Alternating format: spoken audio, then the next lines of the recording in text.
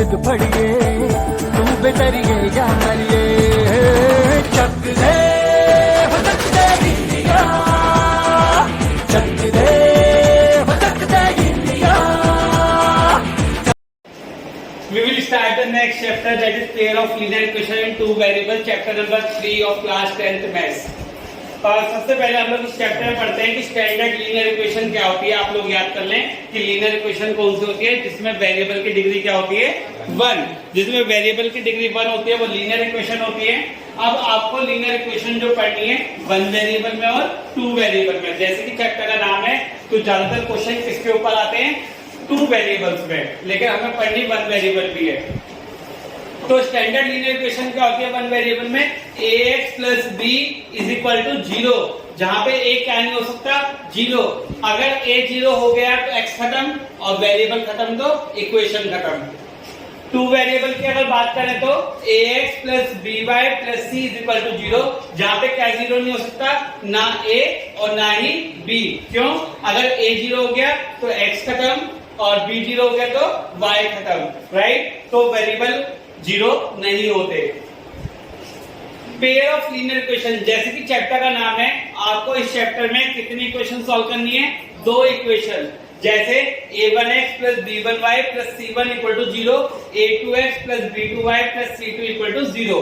ठीक है, आपको ये दोनों इक्वेशन सॉल्व करनी है. सॉल्व करने का मतलब क्या होता है, आप किसकी वैल्यू निकालनी है x और y की. जैसे आप हायर क्लासेस में जाएंगे तो वहां पे z भी आ जाएगा, पर अभी आपको 10th क्लास में सिर्फ x और y दोनों वेरिएबल सॉल्व करने. हमारे पास कुछ तरीके हैं जो कि हम वीडियो के आने वाले सेक्शंस में देखेंगे.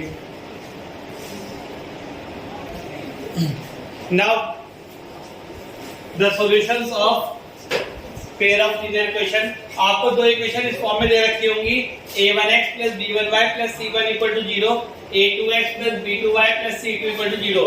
Just suppose 2x plus 3y equal to या minus 12 equal to 0, 4x plus 6y minus 24 equal to 0. Suppose आपको ये 2 इक्वेशन दे रखी है इस तरीके की. अगर आपको ये इक्वल टू में दे रखा है तो पहले आप इसे किस तरफ ले आएंगे, इस तरफ ले आएंगे. तो ये हो जाएगा a1, ये a2, ये b1, ये b2, ये c1, ये c2. कहने का मतलब ये है c1 और c2 किस तरफ ले आएंगे आप left side. Then a1 upon a2 निकालेंगे, b1 अपॉन b2 निकालेंगे और c1 अपॉन c2 निकालेंगे दिस साइड रख के. अगर a1 upon a2, b1 upon b2 और c1 अपॉन c2 आपस में इक्वल नहीं आते तो सॉल्यूशंस कैसे हो जाएंगे उसके यूनिक सॉल्यूशन. अगर पेपर में सॉल्यूशन पूछा है तो यूनिक, लाइंस पूछे है तो इंटरसेक्टिंग और सिस्टम पूछा हो तो कंसिस्टेंट. देखिए क्वेश्चन में तीनों में से कोई भी चीज पूछी जा सकती है. अगर सॉल्यूशन पूछा है तो क्या बताएंगे यूनिक, लाइन पूछे तो क्या बताएंगे इंटरसेक्टिंग और सिस्टम पूछा है तो कंसिस्टेंट. अगर a1 upon a2, b1 upon b2, c1 upon c2 आपस में क्या आ जाते हैं इक्वल तो सॉल्यूशंस क्या बताएंगे IMS, infinite many solutions. Lines कैसी बताएंगे कोइंसिडेंट, एक के ऊपर एक. और सिस्टम कैसा बताएंगे अभी कंसिस्टेंट. ये थर्ड वाला अलग होता है क्योंकि इसमें सॉल्यूशन नहीं आता है. जैसे a1 अपॉन a2 किसके इक्वल है b1 अपॉन b2, पर किसके इक्वल नहीं है c1 अपॉन c2. तो सॉल्यूशन कैसा आएगा नो सॉल्यूशन, यानी कोई भी सॉल्यूशन नहीं आएगा. इसमें लाइंस कैसे बनेंगी पैरेलल और सिस्टम कैसा हो जाएगा इनकंसिस्टेंट. यानी इनकंसिस्टेंट सिर्फ एक ही कंडीशन में होता है किसमें नो सॉल्यूशन में, बाकी दोनों में सिस्टम कैसा होता है कंसिस्टेंट. जस्ट ये वाला एग्जांपल देखो और बताओ इसमें क्या होगा. इसमें सॉल्यूशन कौन सा है यूनिक, इनफाइनाइट और नो इनफाइनाइट. कैसे इनफाइनाइट है a1 अपॉन a2 यानी 2 upon 4, 1 upon 2, b1 upon b2 3 upon 6 यानी 1 अपॉन 2, माइनस 12 अपॉन माइनस 24 यानी 1/2. तो आप देख रहे हो a1 upon a2, b1 upon b2, c1 upon c2 आपस में क्या हो गए इक्वल. तो कैसा सिस्टम कंसिस्टेंट, सॉल्यूशन कैसा इनफाइनाइट और लाइंस कैसी कोइंसिडेंट. बोली कर लेंगे.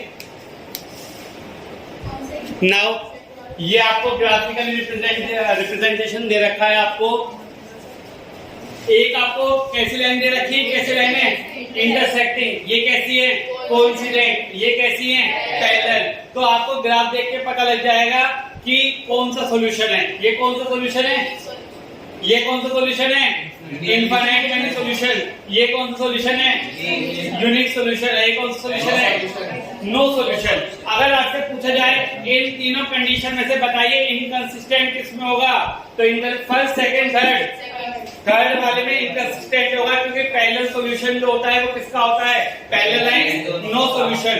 नो सॉल्यूशन मतलब इनकंसिस्टेंट। ये इनफाइनाइट यानी कोइंसिडेंट लाइंस, कंसिस्टेंट ये यूनिक सॉल्यूशन, इंटरसेक्टिंग लाइंस और consistent. A1 upon A2 not equal to B1 upon B2 not equal to C1 upon C2। यहाँ पे तीनों इक्वल होंगे और यहाँ पे दो इक्वल होंगे और तीसरे वाला अनइक्वल होगा। ठीक है, सॉल्यूशंस और देख लो बस।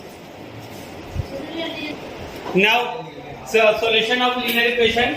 लीनियर इक्वेशन को सॉल्व करने के लिए हमारे पास दो टाइप के फॉर्मूलेज होते हैं, या तो अलजेब्रिकली या ग्राफिकली। देखिए पेपर में जो क्वेश्चन आते हैं वो 90% तो अलजेब्रिकली के ऊपर आते हैं और 10% ग्राफिकली के ऊपर आते हैं। यानी ग्राफिकली आपको कैसे बताना होता है, जैसे हमने एक्स और वाई की वैल्यू ग्राफिकली सॉल्व करी, तो अगर लाइंस आपकी इंटरसेक्टिंग आती हैं तो कैसा सॉल्यूशन होता है, यूनिक। लाइंस अगर आपकी पैरेलल आती हैं तो यानी उसका सॉल्यूशन नहीं हो सकता, और अगर लाइन कोइंसिडेंट आती है तो इनफाइनाइट मैनी सॉल्यूशन। तो ये ग्राफिकली जब हम क्वेश्चन करेंगे तब बताएंगे आपको। अलजेब्रिकली में क्या करते हैं, तीन मेथड से सॉल्व कर सकते हैं, या तो सब्स्टिट्यूशन या एलिमिनेशन या क्रॉस मल्टीप्लिकेशन। जैसे कि आप सभी लोगों को पता है क्रॉस मल्टीप्लिकेशन तो हमारे कोर्स से कट चुका है। हमारे कोर्स में सिर्फ दो ही मेथड्स हैं, कौन कौन से, सब्स्टिट्यूशन और एलिमिनेशन। सब्स्टिट्यूशन में क्या करते हैं, जस्ट सपोज हमें इक्वेशन दे रखी है 2x + 3y = 5, दूसरी दे रखी है 3x - 4y = 7। तो कैसे करते हैं सब्स्टिट्यूट, एक इक्वेशन से x या y की वैल्यू निकाल लेते हैं और उसे कहां पुट कर देते हैं, दूसरी इक्वेशन में। जस्ट मैं आपको पुट करके दिखा रहा हूं, सॉल्व आप पुट कर लेना। जैसे इस वाली इक्वेशन से देखिए 2x है, प्लस का 3y उधर जाके, माइनस का 3y और 2 नीचे जाके डिवाइड में, तो x की कितनी वैल्यू आ गई, 5 - 3y/2। इस x की वैल्यू उठाइए और कहां पुट करिए, सेकंड वाली इक्वेशन में। तो आपकी सॉल्व करके किसकी वैल्यू आ जाएगी, y की। जब आपकी सॉल्व करके y की वैल्यू आ जाएगी, उस y की वैल्यू उठाइए यहाँ पुट कर दीजिए, तो किसकी वैल्यू आ जाएगी, x की। इस मेथड को क्या बोलते हैं, सब्स्टिट्यूशन मेथड। दूसरा मेथड कौन सा होता है, एलिमिनेशन। एलिमिनेशन में क्या करते हैं, जस्ट सपोज एग्जांपल के तौर पे देखिए 2x + 3y = 7, x - 2y = 6। Suppose ये दो इक्वेशन है, इन्हें हमें सॉल्व करना है किस मेथड से, एलिमिनेशन के मेथड से। तो आप क्या करते हैं, आप किसी भी एक वेरिएबल को बैलेंस कर लेते हैं। आप सबसे पहले वो वेरिएबल देखते हैं जिसके अपोजिट साइन होते हैं। कैसे साइन होते हैं, अपोजिट। किसके अपोजिट साइन है, एक्स के, वाई के, y के।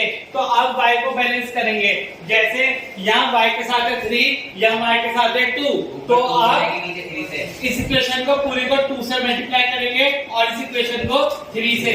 जस्ट सपोज क्या आ जाएगा, यहाँ आएगा 4x + 6y = 14 और यहाँ क्या आएगा 3x - 6y = 18। अब आपको दिखाई दे रहा है y से y कट गया, क्या बचा 7x = 32 और x की वैल्यू क्या आ गई 32/7। इस x की वैल्यू को उठाइए और गिवन इक्वेशन में किसी भी एक में, कौन सी इक्वेशन में, जो आपको क्वेश्चन में गिवन है उनमें आप किसी भी एक में x की जगह पुट करके किसकी वैल्यू निकाल सकते हैं, y की। इस मेथड को क्या बोलते हैं, एलिमिनेशन मेथड।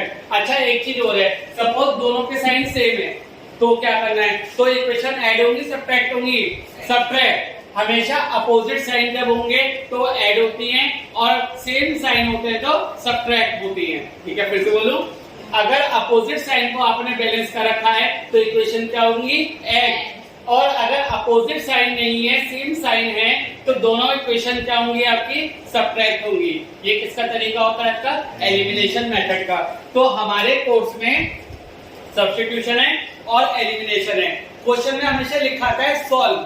अगर सॉल्व लिखा है सॉल्व द इक्वेशंस, तो आप कोई भी मेथड लगा सकते हो जो आपको इजी लगता है, सब्स्टिट्यूशन भी और एलिमिनेशन भी।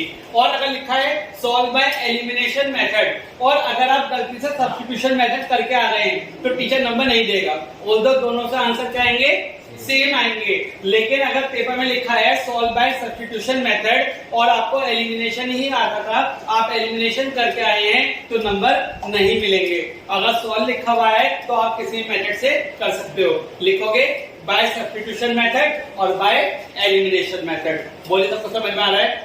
So this is all about the pair of linear equation two variables। यहाँ पे हमारा चैप्टर खत्म होता है। क्वेश्चंस हम नेक्स्ट वीडियो में करेंगे। टिल देन ज्वाइन रखिए जिज्ञासा क्लासेस और पढ़ते रहिए और बढ़ते रहिए।